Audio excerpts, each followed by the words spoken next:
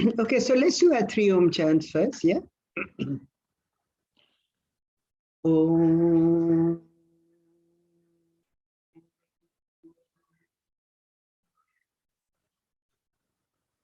Om.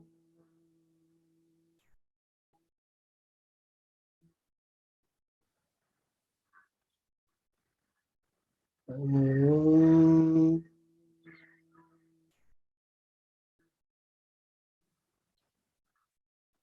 Sahana Bhavatu, Sahana Bhunaktu, Sahaviryam Karavavahe, Tejasvinavadhitamastu, Ma Vidvishavahe.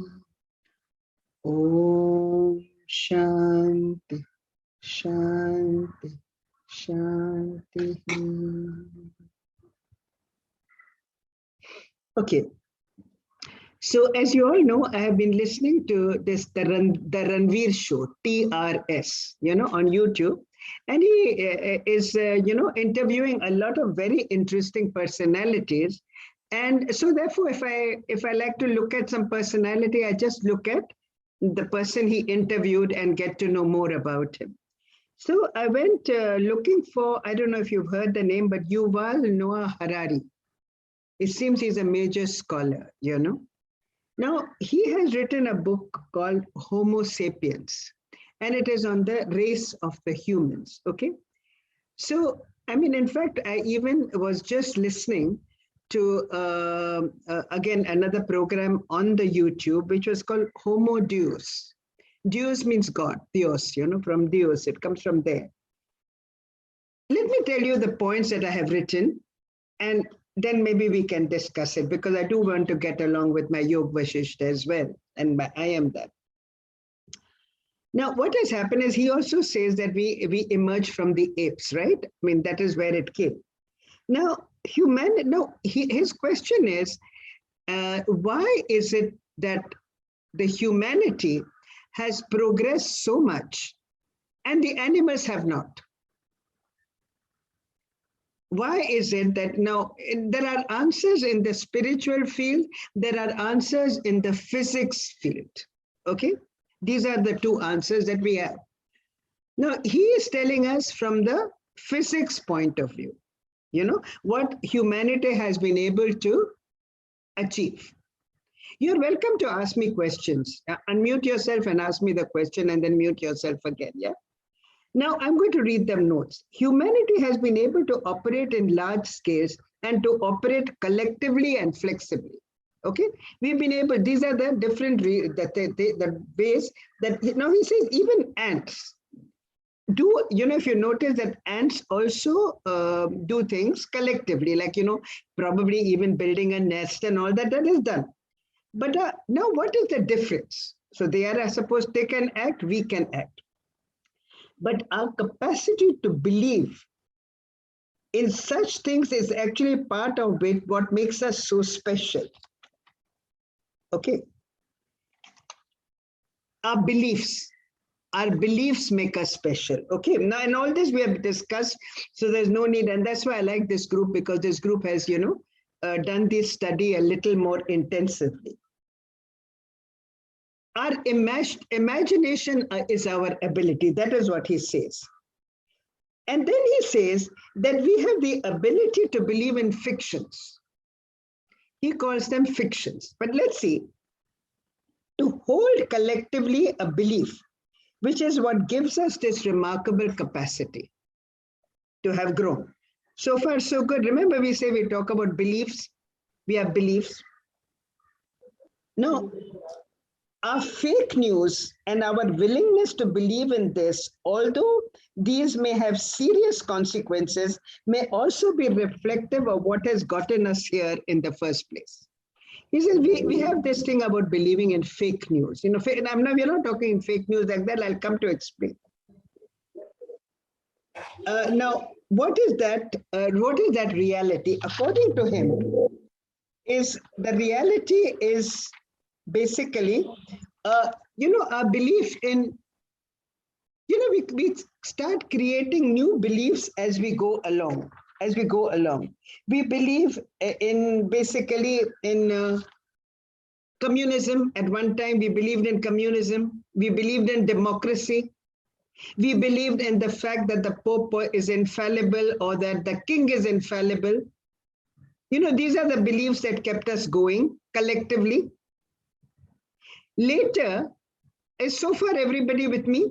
See, look at the evolution of the species. Okay, so according to him, these were not real beliefs, but that kept us going. The fear of the king, the fear of the, later on, the fear of that he is infallible, he's almost like God, the king is almost like God. And then again, we started believing that communism, Russia got into communism. So that's again another belief. And then he says that this is what we're in. And then we started saying, no, all this is not right. Let's believe in your feelings. Isn't that? You go by what you feel is true. That is kind of democracy. Initially, it was the king, then from the king we came, no. The human is the most important because of democracy. So the democracy makes it the most important thing, you know. So we believe in all this. And then he said, even now, even feelings, he says, now we come to the age. Are you all with me? And are you all finding it interesting? I hope you are, because see, look at the evolution of the species, you know. So now these are the beliefs that went on happening until we reach the last verse, that we believe in ourselves, and that's why we believe in democracy. Okay, it is our power, it's nobody else's. We have the power to vote, so we have the power. From there, now we say, no, but you have to go by your feelings, don't we say? I know different people say, what do you feel? What do you think? But now he's saying that even feelings are algorithms. Like the strong feeling, human feeling as the best source of authority is the world. Now scientists are saying there is no such thing as free will. Science is familiar with just two kinds of processes. Okay, I will not go into that. But he says, let me try and explain it in my words, and Yuval will excuse me if he's listening to this, or even Ranveer will excuse me, because some of the points that I put in here are, some of them are quotes, and some of them is the way I come across it. Now he says that freedom has no meaning. Now, see, now again, another thing, what do we say? The most important part is freedom. Again, a belief. Don't we say? The most important part is to be free. Now, freedom has, from a physical, none of that is freedom. He says that there are deterministic processes and random processes. Combination of randomness and determinism which result in a probabilistic outcome, but none of that is freedom. Okay, so now my understanding is, he says there is no free will. Okay, why? Because it is the probability. Now what happens is, supposing you say, Shakun has done something extremely mean and bad, and you've known me long enough. What will be your first reaction? But probably that is not probably true. You have misunderstood. Won't that be your immediate reaction, because you have known me long enough? So it is a sense of probability. Your feelings and your outcome is a chance of your, and also me. You know how a person is, and therefore you know how he will behave. You can be wrong. You can be wrong, but this is how he comes to the conclusion. That is, again, a sense of probabilities. And then he comes to the point, and this is the very interesting point. He says, now that we are becoming more and more dependent on the computer, on the algorithms, more than you know me, Why I'm talking of me is because all of you know, are here knowing me. Because you all know me, the computer knows me better. Because he has collected a lot of data about me. He knows what books I read. He knows what I see. He knows where I go. He knows how I behave. He knows, and he said, these are only baby steps. But this is what AI is all about, no? Exactly. That's what AI. So he's saying, but at one time, you will have to depend more on the computer than on our feelings. What you feel is probably not true. He says, see, we are already being controlled. And he gave a very good example. He says, we are already being controlled as far as health goes. And then he gave the example of Angelina Jolie. Okay. Now, she was feeling fine. All of you know that she had a double mastectomy. She was feeling fine. But the DNA said that he had this kind of combination which would probably give her breast cancer. So before getting it, even though she was feeling fine, she went for that decision. So who did she depend more on? On how she was feeling or on what the computer told her?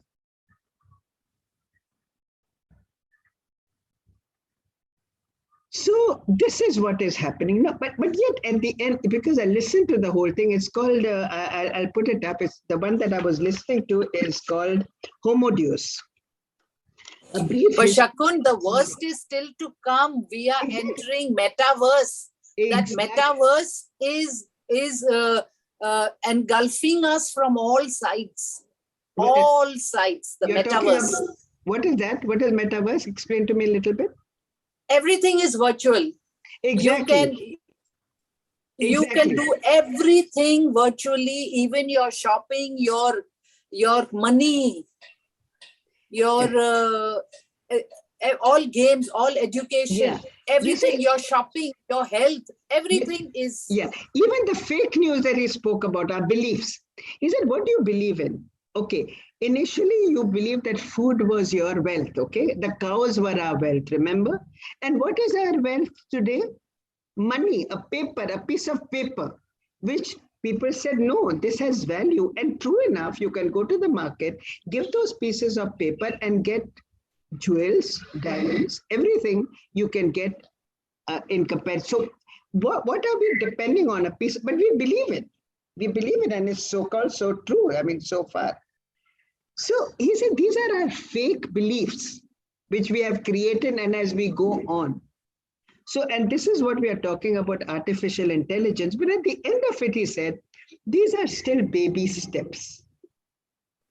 These are where we are now, are still baby steps of where we could go. So what is that? Shaku, this is exactly what Facebook, Google are doing. Exactly. They are following you and understanding. Exactly. To what? Exactly. But is that good or bad? We don't know. But having said that, and when at the end he said that, well, we don't know where this is going. We don't know where, because we can't even stop. How can we stop now that we... I think you have nothing to worry. In the end, it's bad. Doing anything wrong, then it is fine. I think in the end, it's bad. This way, then there is a problem. No, actually, your voice is cutting, so I don't know what you are saying. So this is nice as long as you are not on a devious way. If you're doing the right things and sort of know how they're collecting your data. See, you also act upon your data the way we interact with one another. Okay, we are interacting with one another on the data that we have created of one another. Today, the machines seem to know us better than you do.